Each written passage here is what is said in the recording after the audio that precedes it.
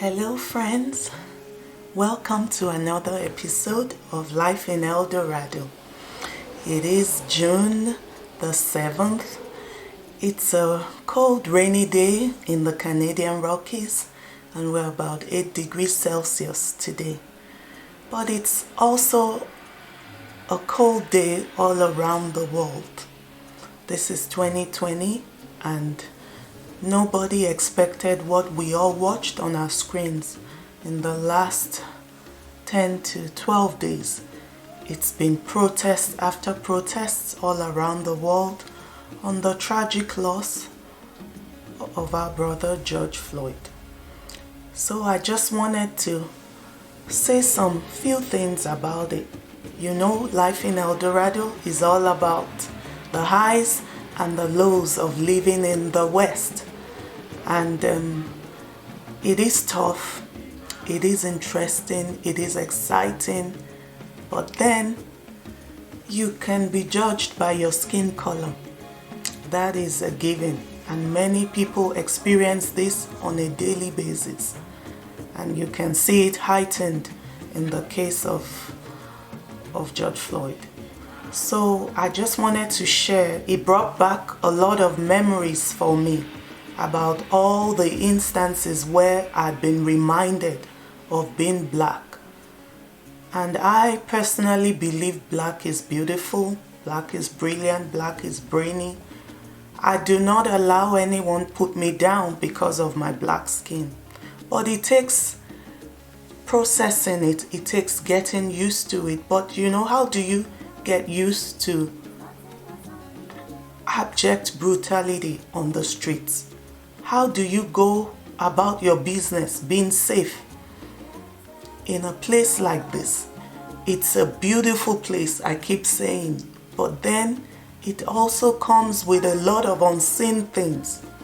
So it was shocking to the world because this time it's been filmed on social media, but it's been happening even before we all got here.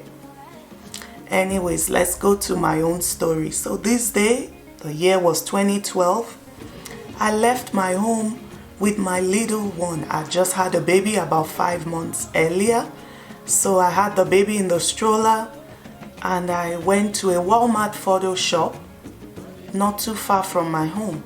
I'd gone there previously to book an appointment for this photo session I wanted to have. You know, because babies grow so fast, I wanted to capture the moment. I was really looking forward to it. I dressed up and I walked into the photo shop. There were about 4 people already there. I waited my turn quietly. And then when it got to me, she looked on the screen. The attendant looked on the screen and said, "I don't have you on my list of people today. You don't have an appointment." I said, "Oh no, ma'am, I do have an appointment."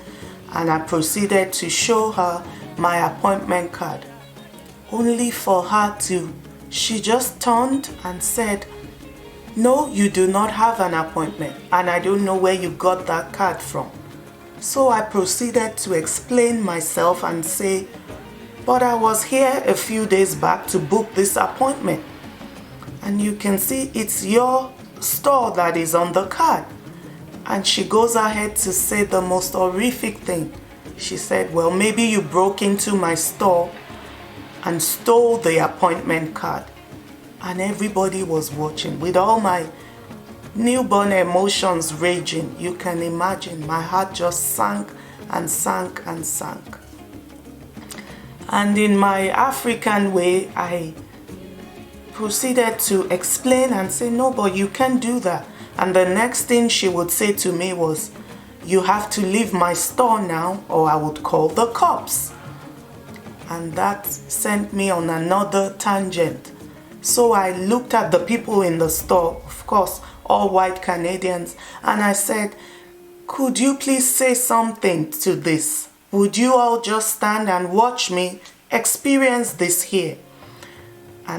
And their response was very chilling. I still feel it in my body.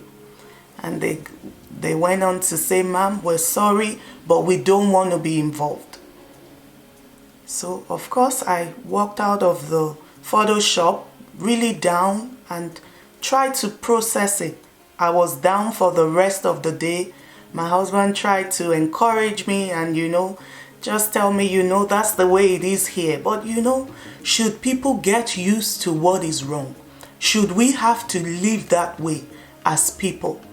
We need to remember that it is the same blood flowing through our veins. It is not a crime to have a different skin color.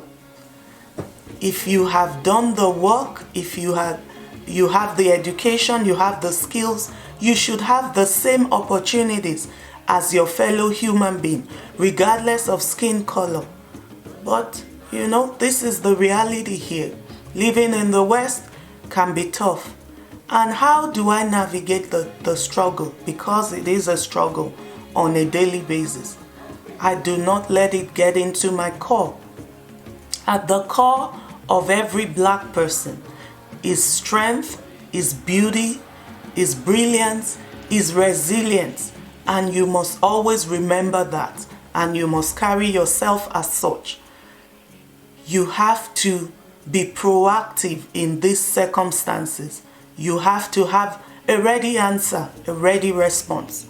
That is to say, you don't react to the situation, by also lashing out or by distancing yourself, isolating yourself. You insulate yourself, but you don't isolate yourself.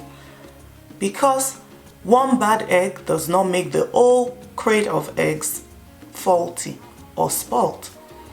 So you need to remember that and give grace as you live your life. That is what I do, especially having a Christian faith. We say, what will Jesus do? Jesus hung out with all kinds of people, especially the rejects of society. So as a Black person, you're not a reject, but you would have heard the phrase visible minority. You are considered a visible minority because, yes, if you're in the group of people, you stand out. You are always one out of 100, one out of 1,000. But you must learn to live your life at your best and highest level. And do not let anybody look down on you because of the color of your skin. And don't let it get into your heart where you begin to resent people that might help you, people that can add value to you. As human beings, definitely we need to do better. And ultimately, we need to continue to speak up for injustice. That is what I'm doing. This is my little platform. And I just wanted to lend my voice to the discourse going on around the world. And ultimately, we pray for the peace of our world. We pray for better days and brighter days. And we believe it won't continue like this. We would educate ourselves in our homes. We would educate our children. We would let them see a better world so they can aspire to a better world.